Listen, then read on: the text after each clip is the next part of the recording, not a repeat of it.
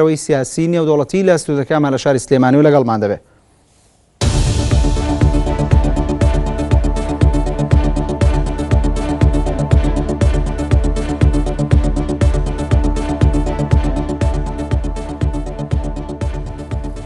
بەڵێ کاکوشارم کاتت باش، کۆبوونەوەی ئەم ساڵی نێتەوە یەکگرتووەکان چ جیاوازیەکێ بوو؟ بەڵێ سوپاس بۆ ئێوەش، سڵاو ڕێزم بۆ بینەرانی نارتی. دیارە ئەو کۆبوونەوە وەکو باس ناکرد ساڵانە ئەکرێت، بەڵام ئەم ساڵ ینی گەرم و گوڕێکی زیاتری پێوە دیارە کۆمەڵێک سەرکردە بەشداریان کردووە کە پێشتر بەشداری نەکردووە، لەوانە ڤلادیمیر پوتین کە نزیکەی 10 ساڵە بێ بەشداری ئەم کۆبوونەوانی نەکردووە. جیاوازەکەی ئەوەیە ئێستا ئێستا دوو پرسی سەرەکی هەیە لە جیهانە کە زۆربەی وڵاتانی بەخۆ سەرقاڵ کردووە، ئەوانش پرسی سووریا و ئەو شەڕی لە سووریا گوزارەوە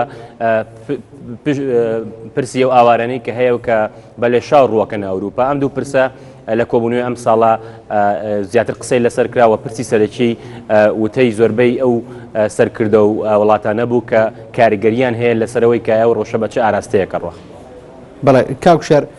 وەک دەزانیت بەشێکی زۆر خۆشت باسی کرد لە سەرکردەکانی جیهان پەیامیانە بۆ وتاری وڵاتەکەیان پێشکەش کرد، بەڵام لەو نێوەندەیە ینی دوو پەیام بە جیاواز بانی بە تەواوەتی هەستی پێکرا. پەیامێک ئەمریکا و هەندێک لە وڵاتانی هاوپەیمانی بەلایەک و رووسیا و ئێران هەندێک لە وڵاتانی تر ینی بە شێوەیەکی گشتی دوو پەیامی جیاوازە بوو. پێت وایە ینی ئەم پەیامی کام وڵات لەم کۆبوونەوەی نێتەوە یەکگرتووەکان ینی ئەجوای کۆبوونەوەکەی بۆ خۆی ڕاکێشە یا سەرنجی وڵاتانی کۆبوونەوەکەی بۆ خۆی ڕاکێشە؟ بەڵێ دیارە ئێستا لە ناو خودی ئەمریکا و لە ئەوروپا کە زیاتر مەبەستمان بەریتانیا، فەڕەنسا، ئەڵمانیایە، ئەو ڕێیە هەیە کە سیاسەتی ڕۆژاوە بە سەرکردایەتی ئەمریکا شکستی هێناوە لە مامەڵەکردن لە سووریادا، لە سەرەتاوە لە پشتیوانی نەکردنی خۆپیشاندەران، دواتر کە باراک ئۆباما سەرۆکی ئەمریکا هێڵی سوور کە بەکارهێنانی چەکی شیمیایی و بۆ ئەسەد دانا، بەڵام کە ئەسەد چەکی شیمیاییشی بەکارهێندا هەر هێرشی نەکرایە سەر. و دوایین جار ساڵی پار لە مانگی نۆدا، لە هەمان مانگدا کە ئێستام کۆبوونەوەی تێدایە، ئەمریکا استراتیژیکی نوێ ڕاگەیان کە ئەویشەوە بوو کە پشتیوانی ئەو هێزانە بکەن کە لەم ناوچەیە هەن چ لە عێراق چ لە سووریا بۆ شەڕکردنیان، و لایەنێکی گەورەی استراتیژی ئەوە بوو کە خەڵکی میانڕە و لە سووریا ڕاهێنانی پێ بکرێت بۆ شەڕی دژی داعش، کە ئەمە لە چەند ڕۆژی پێشوودا وەزیری بەرگری ئەمریکا بۆ سوپا سالاری ئەمریکا دانیان بەوە ناکەم پرۆژەیە کە بە 500 میلیۆن دلار پشتیوانی کرابوو شکستی هێناوە، چونکە ژمارەیەکی کەم لەو کەسانە گەڕابوونەوە بۆ شەڕ و زۆربیان خێرا لەلایەن بەرەی نووسرە و چەند هێزێکی ترەوە دەستگیرکران و تەنانەت شەک و پێداویستیەکانیشان داوە بۆوان لە بەرامبەرەوەی ڕێگەیان بن بڕۆن. بەڵام لە بەرامبەردا ڤلادیمیر پوتین لە چەند ڕۆژی ڕابردووە هێزی زیاتری ناردۆتە رووسیا، موشک و تانکی زیاتری ناردۆتە بۆ سووریا،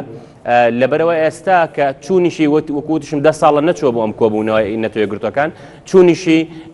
تەواوکەری ئەو پرۆسەیە کە دەستی پێکردووە کە ئەوەیە کە ئێستا پلانێکیە، پلانەکەش ئەوەیە کە ئەبێت شەڕی دژی داعش بکرێت، بەڵام ئەم شەڕە دەبێت بە هاوکاری و بە ڕەزامەندی حکوومەتی سووریا بکرێت، چونکە ئەو پێی وایە لە بەرامبەر ئەوەیە کۆمەڵی هێزن کە هێزی تیرۆرن لەوانە داعش بەرەی نووسرە کە ئەوروپا پێشتر پشتگیری کردوون، بەڵام ئەمریکا و فەڕەنسا چه فرانسە هۆڵەند سەرۆکی ئەمریکا چه باراک ئۆباما سەرۆکی ئەمریکا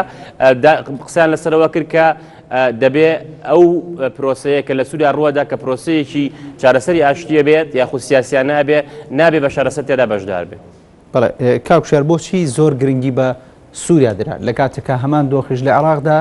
بوونی هەیە؟ بەڵێ دیارە هەر ساڵە و پرسێک یاخود بابەتێک ساڵی ڕابردوو پرسی ئۆکرانیا پرسی گەرم بووە، ساڵێک پرسی گەرم و گرنگە. ئەم ساڵ سووریا بە تایبەتیش چوونی و ئاوارە زۆرانەی کە بینیمان بۆ بەلێشا و بە سەدان هەزار کەس چوون بۆ ئەوروپا، ئەمە بۆ بەشێک لە وڵاتانە کێشەیەکی گەورەیە لەبەرەوە چارەسەرکردنی گەرمترین بابەتە و بووە بە قەیرانێکی گەورە بۆ وڵاتانە. قەیرانەکە تەنها لەم ناوچیان نەماوەتەوە، لەبەرەوە چارەسەرکردنی لەسەر ئەوانیشەوە. خودی رووسیا پێی وایە کە داعش مەترسیە بۆ سەر ئاسایشی نەتەوەی ئەو، چونکە بەشێکی زۆر لەو کەسانەی لە ناو داعشان لە رووسیاشەوە هاتوون، لە چیچانەوە هاتوون و پێشتریش وڵاتانی ئەوروپا و ئەمریکا ئەویان بە هەڕەشە زانیوە، چونکە هاوڵاتیانی ئەوانیش لە ناو داعشدان. لەبەرەوە چارەسەرکردنی کێشەی سووریا یاخود قەیرانی سووریا ئێستا بابەتی گەرمە. بەڵێ کاکوشەر، گەر باسی عراق بکەین دۆخی عراق ببەسینەوە بە کۆبوونەوەی یەکگرتوەکان وەک دەزانی هەمان دۆخ وەکو باسم کرد لە سووریا لە عراقی شەیە چەند شارێک لە عراق تاوەکو ئێستا بەدەست داعشەوەیە ینی لەم کۆبوونەوەی نەتەوەی یەکگرتوەکانە دەتوانرێت چۆن باسی دۆخی عراق بکرێ وەک دەزانی وەفدێکی حکوومەتی عراقیش بە سەرۆکایەتی حەیدرابادی لە کۆبوونەوەکە بەشدارە بەڵێ دیارە ئەو کێشانەی لە عێراق درێژەی کێشاوە و سەر هەڵدانی کێشەکەش لەبەر شکستی حکوومەتی عێراق و سوپای عێراق بۆ بە پلەی یەکەم پێچەوانەی سووریا لە عێراقا ئەمریکا و ئێران بە شەیەک لە شەوەکان گەڕاستە خۆش نەبێ هاوکارن لە چەند ڕۆژی ڕابردووە عێراق لەگەڵ سووریا لەگەڵ ئێران لەگەڵ رووسیا گەیشتنەوە ڕێکەوتنێک کە هەواڵ و زانیاری بۆ نمونە بگۆڕنەوە لەسەر داعش و لەسەر بەرە تیرۆرەکان و لە هەمان کاتیژە ئەمریکا حزوری هەیە چ وەکو ڕاوێژکار چ وەکو هێزی ئاسمانی لە عێراقا بەڵام لە سووریا هەر یەکێک شتێکیەوێ ئەوەی ئێران و رووسیایانەوێت تەواو جیاوازە لەوەی ئەمریکایەوە و ئەوروپایانەوە ئەوەی تورکیایەوە جیاوازە لەوەی بۆ نمونە وڵاتانی خەلیجیانەوە لەبەرەوە لە کۆدەنگیەک نییە لە سووریا کە چی ڕووەدا کە ئایا ئەو چارەسەرە چ جۆرە لە چارەسەرێکی سیاسی بێ و پێگەی ئەسد لەوێ چییە بێ کە وەکو وتم بەرەیەک پێیان وایە بەبێ ئەسد ئەو پرۆسەیە ئەبێ بەرەو پێش بچێت هەرچەنە ئێستا ئەمریکا جۆن کێری وەزیری دەرەوەی ئەمریکا و ئۆباماش دوێنێ لە وتەکەیە ئەوەی ڕاگەیان کە دەبێت ئەسد بڕوا بەڵام ئەو مەرجان ئێستا نەماوە کە دەبێت پێش دەستپێکردنی پرۆسەی گفتوگۆ و دانوستانەکان ئەسد بڕوا پێیان وایە دواتریش بێت دەبێت باسی ئەسەدی کرد پێ دوای چارەنووسی ئەسد چی لێ دێت سیاست ئەو سیاسەتی کە رووسیا و ئێران پەیڕەویان کرد سەردەگرێ یا ئەوەی کە ئەمریکا و پەیمانەکانی باسییان کرد ئەویش کە ڕۆشتنی ئەسەدە بەڵێ دیارە بۆ تێگەیشتن لەو دوایین هەوڵانی رووسیا و خودی ڤلادیمیر پوتین زۆر گرنگە ئێمە تێ بگەین کە رووسیا لە هەڵوەشانەوەی یەکێتی سۆڤێتەوە بووە بە کارکتەرێکی لاوەکی لە سیاست نێودەوڵەتیە پوتین خۆی پێشتر هەڵوەشانەوەیەکی سۆڤێتی بە گەورەترین کارەساتی سەدەی بیستەم وەسف کردووە لەبەرەوە ئەوێ پێگەی رووسیا بگەڕێنێتەوە ئەوەی بینیمان لە ئۆکرانیا ڕوویدا لە داگیرکردنی کرایمیا ڕوویدا پوتین ئەوێ ڕۆڵی رووسیا چۆن لە ئەوروپا ئەو دەست پێشخەریانەی کرد لە هەمان کاتێشدا لە ڕۆژهەڵاتی ناوەڕاست و سووریاش ئەوە بکە بۆیە ئەوان پشتگیری ئەسە دەکەن ڕەنگە لە ئێستایە ئەگەر بەلاشەنەوە ئاسایی بێ ئەسد نەمێنێ باسی نەکەن بەڵام لە ئێستایە هەم لە ڕووی سیاسیەوە هەم لە ڕووی سەربازیەوە هەم لە ڕووی دیبلۆماسیەوە پێگەی رووسیا و ڤلادیمیر پوتین بەهێزە چونکە هەم لە ڕووی دیبلۆماسیەوە پلانێکی هەیە کە ئەوروپا و ئەمریکا ئەو پلانیان نیە و پلانی پێشویان شکستی هێناوە هەم لە ڕووی سەربازیەوە ئامادەیی هەیە لەسەر خاکی سووریا کە ئەمە هیچ کام لە وڵاتانی تر نیان بەڵێ کاکوشێر کاوتەم کۆبوونەوەی نەتەوەی یەکگرتوەکان چی پێکرێت دۆخی سووریا دۆخی عێراق شەڕی داعش بەکوێ گەیەنێت شەڕی داعش لە سەرەتاوە باس کراوە بەداخەوەی ئەمە وا نەمان بینیوە وەکو کورد وە چه سیاسیەکان چه و کەسانشی قسەیان لەسەر پرسەوە کردووە وەکو چاودێر وەکو خۆی نەیان بینیوە زۆر کەسەوانەی کە خەڵکی سەربازی و دیارن لە ناوەندی برارەکانی ئەوروپا ئەمریکا و رووسیا پێیان وایە ئەمە شەڕێکی درێژخایەنەوە بە ئاسانی کۆتایی نایە بە تایبەتیش کە گەرێمە باسی عێراق بکەین لە عێراقا سوپاوەکو سوپا هەڵوەشاوەتەوە حەشدی شەعبی هەیە حەشدی شەعبیش ناتوانێت شەڕ بکات لە ناوچە سوننیەکانە چونکە ئەم شەڕە بەبێ سونە ناکرێت سونەش ئەوەی کە هەیە لە بەغدا نوێنەراتی سونە ناکاوکو ڕاستەقینە بەششی بۆ نەکە لە کوردستانە لە دەستی داعش ڕای کردو ئەوەی کە ماوەتەوە زۆرینی لە ناوچە سوننیەکانە لەگەڵ واقعەکەی خۆی گونجاندووە لەبەرەوە ئەم کۆبوونەیەکی ساڵانەیە زیاتر بۆ خاوکردنەوەی ئەو ململانێنە هەیە کە هەیە چونکە پەیوەندی نێوان رووسیا و ئەمریکا زۆر گرنگە بۆ چارەسەری ئەم پرسانە بەتایبەت لە سووریا کە سەرچاوی داعش لێوە سەری هەڵاوە کە پێشتر بەهۆی ئۆکرانیا و پەیوەندیان چووە ئاستی بەستەڵەکەوە کە ئێستا جۆرێک لە نەرمی هەیە لەو توندیەی کە پێشتر بەرامبەریەکە بووە ئەگینا چاوەڕان ناکرێت بەم زوانە نە لە عێراق نە لە سووریا و پرسە چارەسەر بکرێت. بەڵێ کاکوشێر گەر باسی دۆخی کورد بکەین دوایەوەی کە شەڕی داعش دەستی پێکرد و داعش هاتە هەندێک لە ناوچەکانی عێراق قەزەی کوردی و پاشەوەی کە هێزی پێشمەرگی کوردستان سەرکەوتوو بوو لە بەرگریکردن و تێکشکاندنی داعش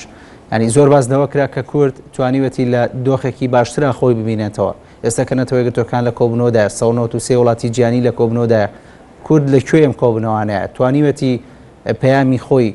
بارودۆخی خۆی پاشەو سەرکەوتنانی کە خۆی ناویناوە بیگەێنێتە وڵاتانی جیهانی وە لە ناو کۆبوونەوەیەکی وایە باس لە دۆخی کورد لە ڕۆڵی کورد بکرێت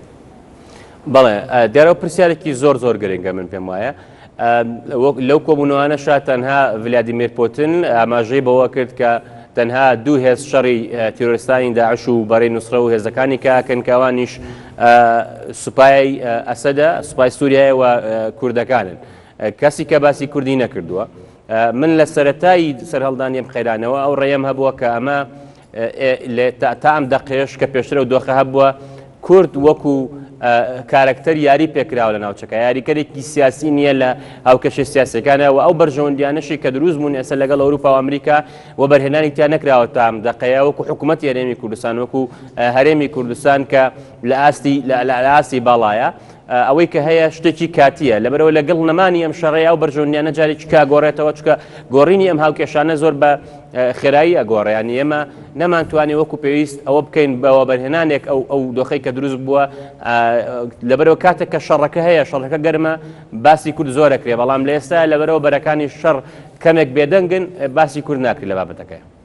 کاکوشار لە ساڵانی ڕابردوو چەند جارێک ینی دەبینرا کە لە کۆبنەوەی نەتەوەگرتوەکان لە نێو ئەفدانی کە لە عێراق دەچوونە ئەمریکا هەنی نوێنەری کورد دەبینرا.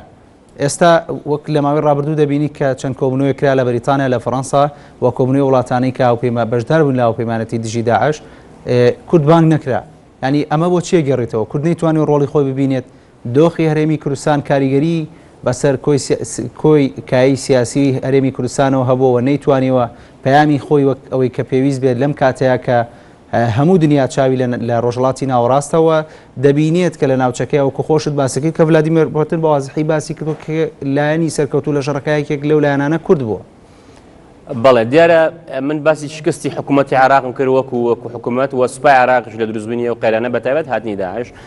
حکوومەتی هەرێمی کوردستان دۆخی باشتر نەبووە لە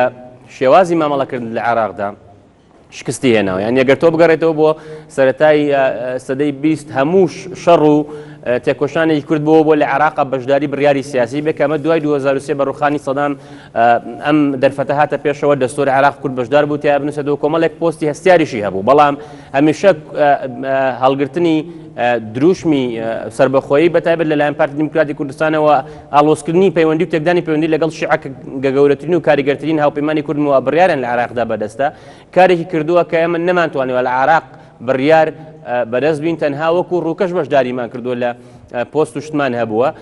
نەمانتوانیەوە کە لە ناوەندی بڕیاردا لە دەسەڵاتدا بەشدار بین و چەند جاریش لە پەیوەندەکان لەگەڵ بەغدا خراپ بووە کە کشاوینەتەوە کە ئەمە وەکو وتم ئەمە شکستێکی گەورەیە چکە تۆ 100 ساڵە ئەتەوێت بەشداربی لە بەڕێوەبردننی ئەم دەوڵەتەیە ئێستا خۆ دەیت بە خۆبەخشانە لێ کوشێتەوە کە بایکۆتێکەوە استراتیژەکە هیچی لێ سەوز نابێ هیچ بەرهەمێکی نییە لەبەرەوە ئەوەی کە ڕوویاوە لە عێراقا دوو هۆکاری هەیە کە هۆکارێکیەوە ئێمە وەکو حکوومەتی هەرێمی کوردستان سیاسەتێکی یەکگرتووی نیشتیمانیمان نەبوو ئەوەی هەبووە سیاسەتێکی حزبی بووە لایەن دووەمەوەی تەرازوی هێز گۆڕاوە نمە 2023 حکوومەتمان هەبوو هێزمان هەبوو ئێمە بە هێز بوون دەوڵەتی عێراق لە ڕیشەوە هەڵوەشایەوە شیعە هیچ پێگەیەکی نەبوو تازە ئەگەڕانەوە ناو عێراق ئەمڕۆ شیعە شوێن پێی خۆیان گرتووە ئێران پشتیوانیانەکە لەبەرەوە ئێستا تەرازوی هێز لە بەرژەوەندی ئێمەیانی وەکو کورد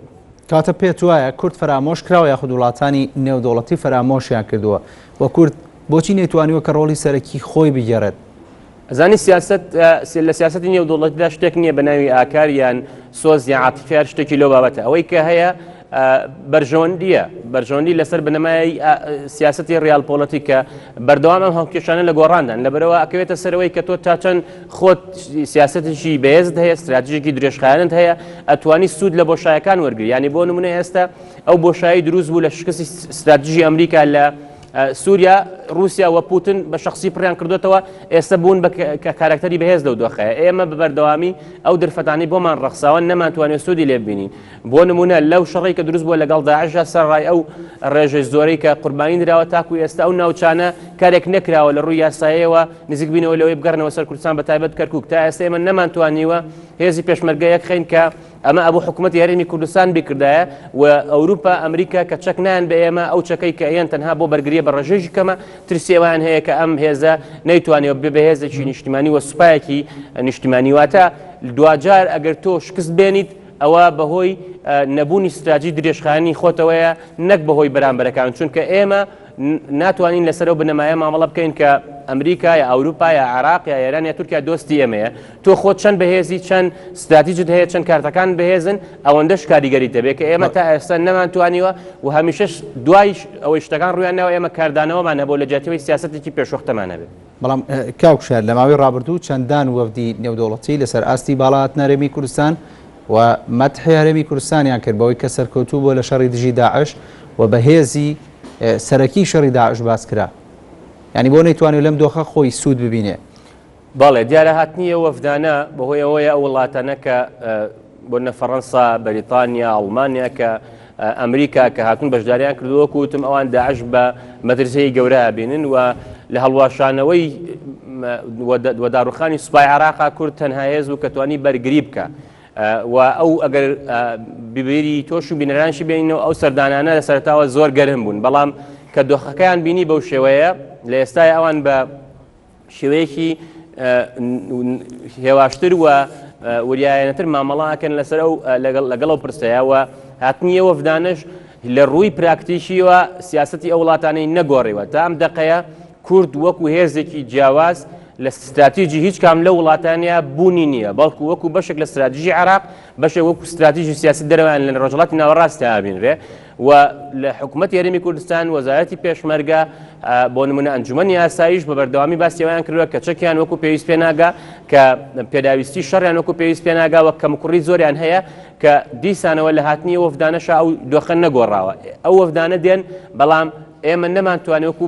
پێویست وەکوتم و بەرهێنان بکەین لەو دۆخەی کە دروست بووە شتێکی درفەتێکی کاتیە کە بتوانین ئێمە هاوکێشەکان وا بگۆڕین کە پێگەی خۆمان وا بەهێزکەین جاری کە ڕوبەڕووی مەترسی نەبینەوە لەبەرەوە ئەوان کە دێن واقعەکە ئەبینن و هەر لەسەر تاوەش لێرە بوون چونکە دوجار کە بڕیارێکە درێت لەلایەن بەرپرسێکی باڵای وڵاتانەوە لەسەر بنەمای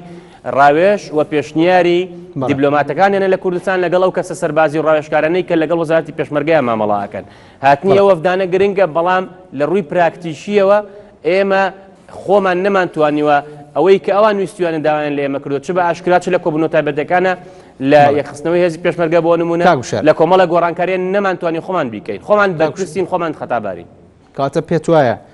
کۆبوونەوەی نێتۆیەکەتۆکان دەرەنجامێکی بێت و بەنجامێکی کۆتایی بێت دەرەنجامەکە کەوێتە سەرەوەی تا چەند رووسیا و ئەمریکا بە پلە یەکەم ڕێیەکەون لەسەر ئاسی ناوچەکە تا چەند ئێران و سعودی ڕێیەکەون و ئەمەش ئاسان نییە بەڵام دوێنێ ڕۆحانی سەرۆشی ئێران ئەو پێشنیارەی کرد کە هەمان ئەو مۆدێلەی هەمان ئەو شێوازەی کە بەکارهێنرا لە کۆبوونەوەی پێنجکۆیەک بۆ گەیشتن بە ڕێکەوتن لەسەر بەرنامەی ئەتۆمی ئێران دەکرێت بەکاربهێنرێ بۆ چارەسەرکردنی بۆ ئەو قەیرانی لە سووریا هەیە بەڵام وەکو وتم تا ئێستا ئەو دووبەرەیە دوو ڕای جیاوازیان هەیە لەسەر مانەوەی ئەسەد یاخۆ ڕۆیشتنی کە من پێم وایە نە رووسیا نە ئێران ڕازی نابن بە ڕۆشتنی و ئەکرێتە سەرەوەی تا چەند ئەمریکا لەگەڵەوەی ئێستا ڕێی گۆڕیوە کە نەیکردووە بە مەرجێک کە پێش دەستپێکردنی پرۆسەی بۆنە سیاسی و دانوستانەکان ئەبێ ئەسەد بڕوا ئەکرێت دواتریش بڕوا تا چەند ئەوان ڕازیە بن کە ئەسەد بمێنێتەوە ئەگەر بۆ چەند ساڵێکی دیاریکراویش بێ ئەگینا رووسیا و ئێران ئێستا پێگەیان بەهێزە بەردەوام من لەسەر سیاسەتی خۆیان گەر بە کورتی وەڵام بێتەوە کۆبوونەوەی باراک ئۆباما سەرۆکی ئەمریکا و ڤلادیمیر پۆتن سەرۆکی رووسیا کۆبوونەوەیان وە بۆ ماوەی 90 خولێک لە کۆبوونەوە دابوون ینی چۆنە بینیت هاتنەوە سەر ساحەی رووسیا لەلایەک و ئەمریکا لەلایەک بوو پاش ئەوەی کە ماوەی دوو ڕۆژی ڕابردوو کۆبوونەوەی نەتەوەیەکگرتوەکان دەستی بەکارەکانی کردووە بەڵێ پەیوەندی دیارە پەیوەندی رووسیا و ئەمریکا بەهۆی ئۆکرانیا و بە تەواوی تێک چوو و ئەمریکا وڵاتانی ئەوروپا ژمارەیەکی زۆر ئابڵوقەی ئابووریان بەسەر رووسیا سەپان حتا دابەزینی نرخی نەوت لەلایەن شارەزایانی نێودەوڵەتیەوە بە سیاستێکی هاوبەشی ئەمریکا و سعودیە بینرێت بۆ داڕوخانی ئابووری رووسیا لە لابەزینی نرخی نەوتەوە کە پێشتر بەرمیلی $120 بۆ ئێستا $40 لەبەرەوە ئەو کۆبوونەوەی دوێنێش کراوە نیوەی باسی ئۆکرانیا بۆ نیوەی باسی بۆ نمونە سووریا بووە ئەوەی کە پەیوەندی بە ئۆکرانیاوە هەیە تا ئێستا دورگەی کرایمیە لەلایەن بۆ رووسیاوە داگیر کراوە لە ڕۆژهەڵاتی ئۆکرانیا دیسانەوە هێز و سوپای رووسیا هەیە و هێزانان کە رووسیا پشتگیریانەکە پێویست بە سووریاشەوە دیسانەوە ئێمە نازانین تەفاسیلی کۆبوونەوەکان چییە بەڵام ئەوان ئەو هەڵوێستیان خستە ڕوول کە هەمویان ئێستا هاوڕان کە ئەبێ ئەم پرسە چارەسەر بکەوە ئەمریکاش و ڕۆژاواش تا ئێستا لە ئێستاە گەشت تا ڕادەیەکی زۆر گەشتونەوە ئەو باوەڕەی کە داعش مەترسیەکی گەورەترە لە ئەسەد کە ئەمە سەرەتا کە داعش دروست بوو لەلایەن زۆر کەسەوە بەوە ئەمیرا کە ئەسەد دروستکەر یاخود ڕێخۆشکەر بۆ بە دروستبوونی داعش تاکو بە کۆمەلگەی نێودەوڵەتی بڵێ کە مانەوەی ئەو زەرورە بۆی کە سووریا نەبێ بە شوێنێک بۆ پێگەی تیرۆریستان کە ئێستا ئەو ڕێیە لای ئەمریکا و ڕۆژاواش دروست بووە کە زیاترەوە لە کۆبوونەوەکانی پشتی پەردایڵێن ڕاستەوخۆ نایڵێن بۆیە چارەسەرکردنی ئەو پرسە دیسانەوە وەکووتم ئەکەوێتە سەرەوەی تا چەند ئەوان رووسیا و ئەمریکا ئەگەنە چارەسەرێک بەڵام رووسیا لەوا سەرکەوتوو بووە کە ئێستا لە ڕووی دیبلۆماسی و سیاسی سەربازیەوە دەست پێشخەڵەکە لای ئەوە کارتە بەهێزەکە لای ئەوە و پرسی ئۆکرانیاشی لە بیری ئەمریکا و کۆمەڵگەی نێودەوڵەتی بردوێتەوە. بەڵێ زۆر سپاس بۆ شێرۆمە.